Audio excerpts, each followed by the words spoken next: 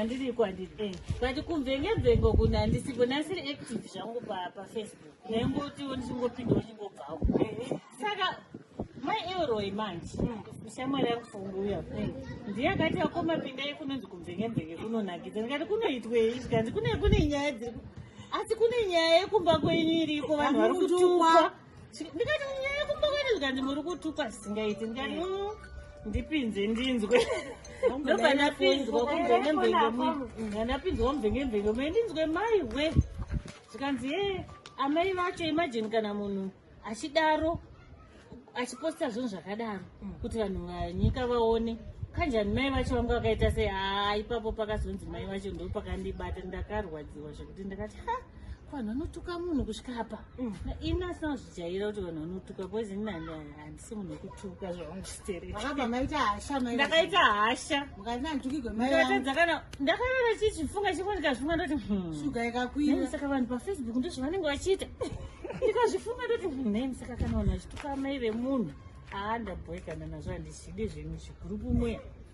makuseni mandati kuna mayeure nemayeureko vanhu vemuvhengemvenge vanenge vachingotukanako ndo zvinenge zvichiitwa ikati ndo zvezvinoitwa achituka mai vako achituka mai vako ndikati kuonotukirei vabereki vevanhu zvikanzi aiwa koma ndo zvazvinotoitwa mukatoitawo zvinhu zvenyu muchatotukwa vakadii kuvatuka vanhu vacho saka ndo pandakazoenda kuinbox kwataira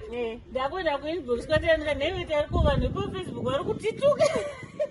vari kutaura zvinhu zvakadaro sei tari akafara kuseka ndikati akatsamwawo sezvandakaita nokushamisika kuona ari kuseka ndikati tari ndibvise kumvengemvenge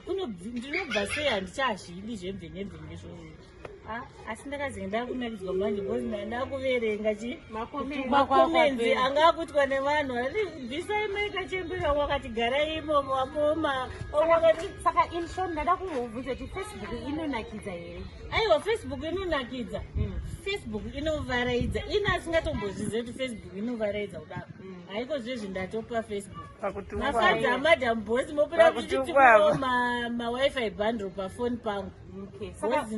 advice yamungandipo inini ndeyekuti yamungangondipo henyu nje just nje semwana wamai venyu advice yandinoda kukupa iwewe ndeyekuti fanika kanhu kanenge kavhidhiyo ikukayaka wakaita aiwa ikukayaka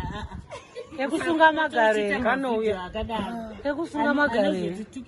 itawo mavhidhiyo anotisimudzira naikachembere kekusunga magare anosumudzira kavhidhiyo kekusunga magare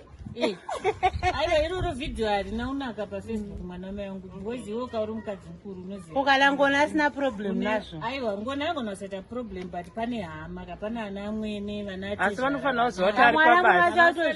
ari kutsvaga mari aiwa kaimirega kundikanganisa chirayira mwana tida kuti ibude zvezvekanganisa ngaaudzwa kuti apa akakanganisa tomuziva kuti ndewe kuacta ndewe macomedy tomuziva but macomedy acho ngaamasefe mama atiti macomedy anotukisa echihurehure iri hariso echihurehure iri reri yecomedy kai hariso echihurehure but icomedy yekusakwana kondakabuda ndichidai so zvakanaka zvinotagwa nemunhu wese kana tese togonangodai ndisangodai ndisangodai chete ati kwakarerekera chiuno chako this is my sister Maika Chenda second bonemba medu uri kurerekera chiuno pamvengemvenge ndavazviza